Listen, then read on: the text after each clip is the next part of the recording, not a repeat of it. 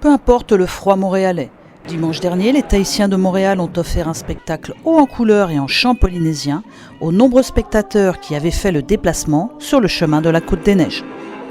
Les 50 danseurs du groupe de danse Tamari no Tahiti et les musiciens de l'orchestre ont partagé leur culture d'outre-mer fortement ancrée chez les Polynésiens français de la métropole québécoise. Personnellement, moi je me sens tahitien avant tout, parce que je suis né en Polynésie, j'ai vécu là-bas, j'ai fait mes armes là-bas, j'ai appris toute ma vie là-bas, pendant 21 ans j'ai vécu là-bas, ensuite je suis parti.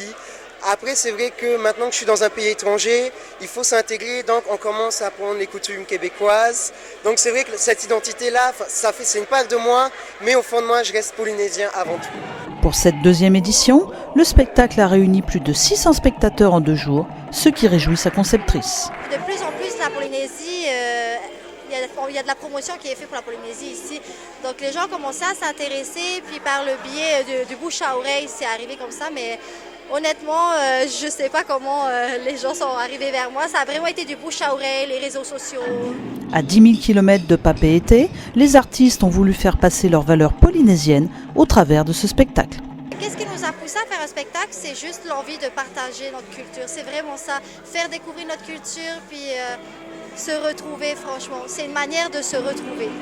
L'accueil polynésien, le partage, c'est Chaleureux, la famille, les bons amis, l'ambiance, je ne sais pas si dans le spectacle vous l'avez ressenti, le partage, voilà, on partage tout en Polynésie.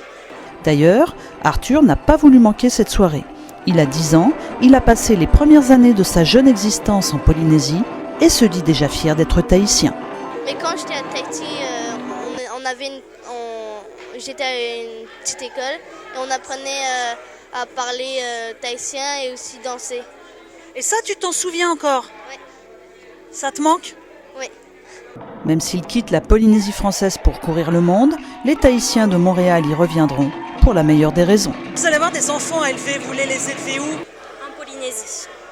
En Polynésie pour ma part. Oui, pareil, je veux qu'ils aient la même enfance que j'ai eue, les mêmes valeurs, je veux qu'ils vivent les mêmes choses que j'ai vécues dans ce paradis. Un reportage de Nathalie Simon-Claire et Taïawan à Papeete, Montréal, pour l'Outard de Libéré.